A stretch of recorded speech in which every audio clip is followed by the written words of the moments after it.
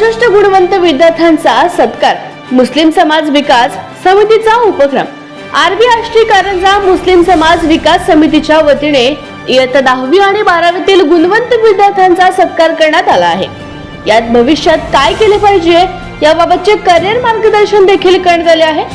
RB येथील Sai lawn मध्ये झालेल्या या कार्यक्रमाला अखिल भारतातील राष्ट्रीय काँग्रेस किसान सेलचे राष्ट्रीय समन्वयक शैलेश अग्रवाल हे प्रमुख अतिथी म्हणून उपस्थित होते। तर अध्यक्षस्थानी हाजी शेख जमील मुंबई हे होते। आमदार दादाराव केचे, शकीर राजा खान, वन अधिकारी गायत्री सोनवणे, ताजिंदर सिंग आदी उपस्थित होते। विविध 64 गुणवंत विद्यार्थ्यांचा सत्कार यावेळी करण्यात आला। यावेळी जीवनात माणसाला त्याच्या जाती धर्माने नाही तर त्याच्या गुण, कौशल्य आणि क्षमतेवर ओळखले जाते। कौशल्यामुळे व्यक्तिमत्व विकसित होते, त्यामुळे आपले कौशल्य विकसित करून शिक्षणातून व्यक्तिमत्व विकास विद्यार्थ्यांनी साधला पाहिजे असे मत व्यक्त केले। आमदार दादाराव केचे यांनी मुस्लिम विकास समितीकडून सर्व समाजाच्या विद्यार्थ्यांना सन्मानित केल्याबद्दल प्रशंसा केली। वन अधिकारी गायत्री सोनवणे यांनी विद्यार्थ्यांना शुभेच्छा देत आपले लक्ष्य गाठण्यासाठी शिक्षण महत्त्वाचे असल्याचे सांगितले। हाजी शेख जमील यांनी गरजू विद्यार्थ्यांना मदत करण्याची अपील केली।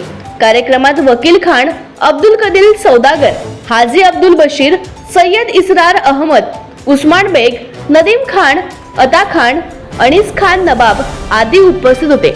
संचालन रियाज खान यांनी केले तर आभार सय्यद अफसर यांनी मानले। मुस्लिम समाज जिन 3 पैगंबरों को श्रद्धा करता है उन सभी के प्रति अपना आदर व्यक्त करता हूं। और आज तालियां मंच पे के लोगों के लिए नहीं तो मंच पर के लोग आपके लिए तालियां बजाने यहां पर आए हैं। ये जब अधिकारी बनी तब का समय आज से भी ज्यादा मुश्किल था। तब सिर्फ मुस्लिम समाज नहीं तो सभी समाज में लड़कियों के पढ़ने लिखने पर कुछ मर्यादाएं थी, बाहर जाने पर मर्यादाएं थी, कोएड एजुकेशन में मर्यादाएं थी। उस समय की पढ़ी लिखी अधिकारी यहां पर इस प्रोग्राम में है, आपके कार्यक्रम में है, आप लोगों को अप्रिशिएट करने के लिए आई है। ये भी मैं आप लोगों की खुशनसीबी समझता हूं। मुस्लिम समाज की अपनी तकलीफें, सभी घरों में पढ़ाई का माहौल नहीं है, काम धंधे पढ़ाई से रिलेटेड पढ़े लिखे लोगों के बहुत कम है। उसके बाद मुस्लिम समाज को किसी भी तरह का कोई आरक्षण नहीं है। ये सारे जो स्टूडेंट्स हैं ये ओपन कैटेगरी में पढ़ते हैं, कॉम्पीट करते हैं और उसके बाद डॉक्टर बनते, इंजीनियर बनते, आईएएस बनते, आईपीएस बनते, आईएफएस बनते।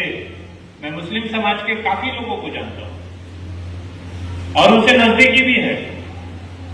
आप में बैठे हुए आयोजकों में सैयद अफसर सर है, इनकी बेटी एमबीबीएस हुई, उसके बाद एनेस्थेटिक हुई, दूसरी बेटी इंजीनियर हुई। ठीक है, सैयद सर मास्टर ही है, समझ सकते हैं। हमारे परिचित एक सौदागर परिवार की बेटी है यहाँ पे जिसने 86-87 परसेंटेज लिए। घर में काम धंधा कुछ दूसरा ही है। सौदागरों का धंधा हमारे जैसा खेती से संबंधित है, खेती से रिलेटेड है। बच्चे स्कोर कर रहे हैं। इकबाल भाई है मेरे परिचित पत्रकार, उनकी भी भतीजी यहाँ पे मेरे ख्याल से स्कॉलर है।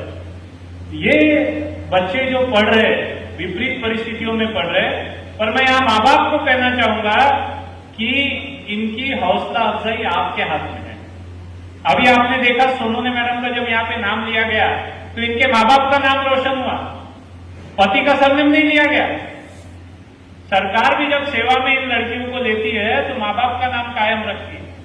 मेरी बीवी गायनेकोलॉजिस्ट है, उसका रजिस्ट्रेशन उसके मायके के नाम से, यानी नाम रोशन उसके माँ बाप का हो रहा, उसके पति का नहीं हो रहा। इसीलिए आप लोग आगे चल के अपने माँ बाप का नाम रोशन करने वाले हैं।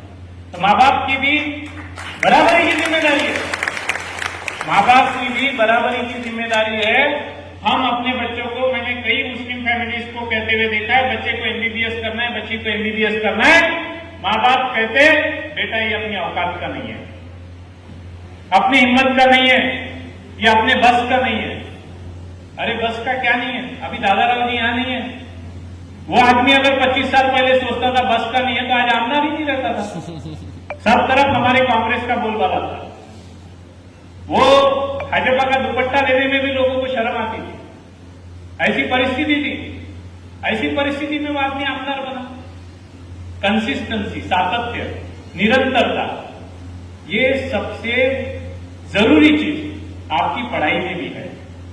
आप पढ़ाई में हिम्मत रखिए, निरंतरता रखिए, कंसिस्टेंसी रखिए, सतत कीजिए, सातत्य से कीजिए, तो आपका हौसला अपने आप बढ़ेगा। आपका हौसला लोग नहीं बढ़ा सकते, आपको अपना हौसला खुद बढ़ाना है। और जो सोचता होगा कि मैं नहीं कर पाऊंगा, वो कभी करेगा ही नहीं। मैं आपको यही कहना चाहता हूं कि आप अपना हौसला खुद बुलंद कीजिए। 10वीं में मेरिट आए, 12वीं में मेरिट आए, यहां पर आपका सफर खत्म नहीं हुआ।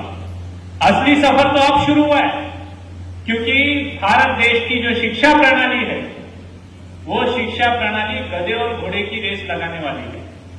हम खरगोश की और वो कछुए की कहानी सुनते थे कि दोनों की रेस लगी, पर यहां की पढ़ाई में कछुए की और खरगोश की रेस असल में है।